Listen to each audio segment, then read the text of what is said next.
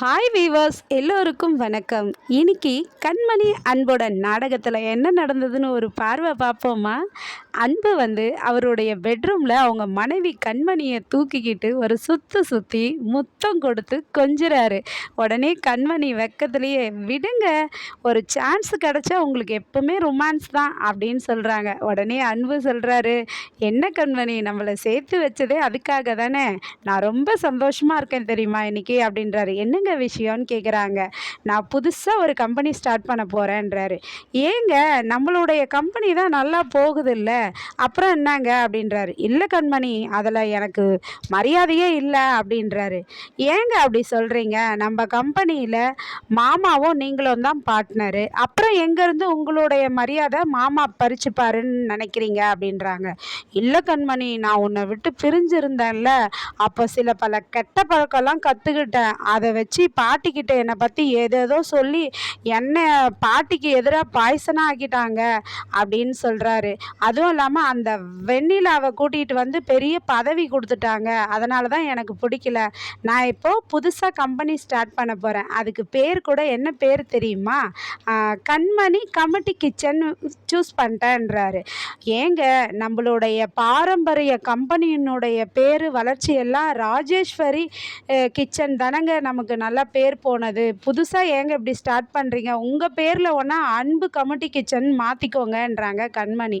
அதெல்லாம் இல்லை கண்மணி, நீயும் நானும் தான் இதில் ஓனரு, சரியா? பார்ட்னர்ஷிப்பு. நீ வேலை செய்கிற ஆள், நான் இன்கம் போடுற ஆள் அப்படின்னு சொல்கிறாரு. உடனே இதை பாட்டிக்கிட்ட சொல்லான்ட்டு பாட்டிக்கிட்ட சொல்கிறாங்க. பாட்டி அப்படின்ட்டு வராரு அன்பு. உடனே பாட்டி கேட்குறாங்க, என்ன அன்பு, ஆஃபீஸ் போகலையா அப்படின்னு கேட்குறாங்க. உடனே இல்லை பாட்டி, நான் புதுசாக ஒரு பிஸ்னஸ் பண்ண போகிறேன்னு சொல்கிறாரு. உடனே எதுக்கு நீ புதுசாக பிஸ்னஸ் பண்ண போகிற? அதான் நம்மளுடைய பிஸ்னஸே இருக்குதேப்பா அப்படின்றாங்க. இல்லை பாட்டி, இது கண்மணியோட ஐடியா. ஒரு சில விஷயம்லாம் நான் பண்ணேன்னா நம்ம ஆஃபீஸில் இருந்து பண்ண முடியாது, நான் தனியாக பண்ணால் தான் பண்ண முடியும். கண்மணி ஐடியா கொடுத்ததை நான் அதை விரிவுபடுத்த போகிறேன், பெருசாக பண்ண போகிறேன் அப்படின்னு சொல்கிறாரு அன்பு. உடனே ஓகேப்பா, வாழ்த்துக்கள்ப்பான்றாங்க. கண்மணி, உனக்கும் என்னுடைய வாழ்த்துக்கள்னு சொல்கிறாங்க. உடனே அவங்க பையனுக்கும் அன்போட அக்காங்களுக்கு எல்லாருக்கும் ஆச்சரியம். என் வீட்டில் இருக்கவங்களுக்கு எல்லாருக்குமே ஆச்சரியங்க பாட்டி வாழ்த்துக்கள் சொன்னதும்.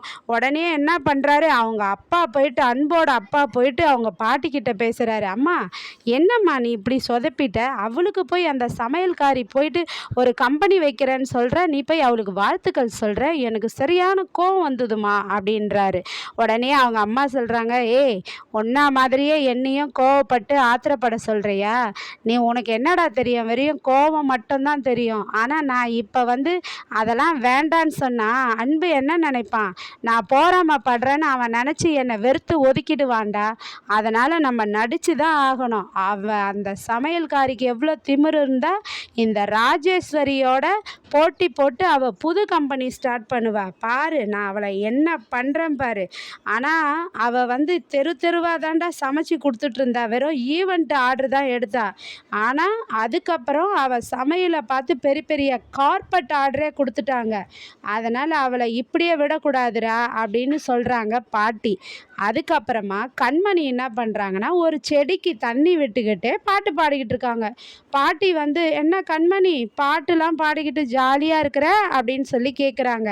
அப்போ கண்மணி சொல்கிறாங்க, உங்கள் பேரை என்னை அவ்வளோ சந்தோஷமாக வச்சுருக்கிறாரு பாட்டி, அதனால் இப்படி இருக்கிறேன் அப்படின்னு சொல்கிறாங்க. அதுக்கு பாட்டி சொல்கிறாங்க, நீ தான் என் பேரை நான் மயக்கி வளைச்சி போட்டு வச்சிருக்கிறியே, அப்புறம் என்ன அப்படின்றாங்க. என்ன பாட்டி ஒரு மாதிரியாக பேசுகிறீங்கன்னு கேட்குறாங்க.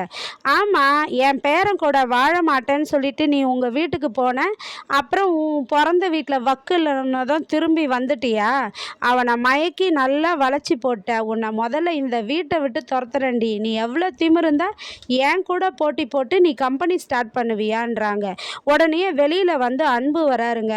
அன்பை பார்த்த உடனே பாட்டி, ஐயோ நீ என்னடி இப்படி பேசுகிற, என்னை யாரும் இது மாதிரி மரியாதை இல்லாமல் பேசுனது இல்லையேன்னு பாட்டி அப்படியே பிளேட்டை திருப்புது. என்ன பாட்டின்னு அன்பு கேட்குறாரு. பாரு அன்பு, நான் ஒன்றும் இல்லை, ஒரே ஒரு காஃபி தான்ப்பா கேட்டேன், அதுக்குள்ளே நான் இந்த வீட்டு வேலைக்காரியான்னு என்னை கண்ணா பின்னான்னு பேசுகிறாப்பா, இந்த வீட்டில் எனக்கு மதிப்பே இல்லையாப்பான்னு பாட்டி உடனே ரூட்டை திருப்பிடுறாங்கங்க. அப்புறம் அன்பு வந்து என்ன பண்ணுறாருன்னா, என்ன கண்மணி பாட்டி வந்து காஃபி தானே கேட்டாங்க, நீ கொடுக்கக்கூடாதா அப்படின்னு சொல்லி கேட்குறாரு கண்மணியை. பாட்டி உடனே சிரிக்குதுங்க. இவங்களுக்குள்ள சண்டையை மூட்டி விட்டு கண்மணியை எப்படியாச்சும் நான் இந்த வீட்டை விட்டு உன்னை தரத்துறேன்டின்னு சபதம் எடுக்கிறாங்க. நாளைக்கு இன்னும் என்னென்ன பிரச்சனைலாம் நடக்குதுன்னு திங்கக்கிழமை பார்ப்போம். நன்றி, பாய்.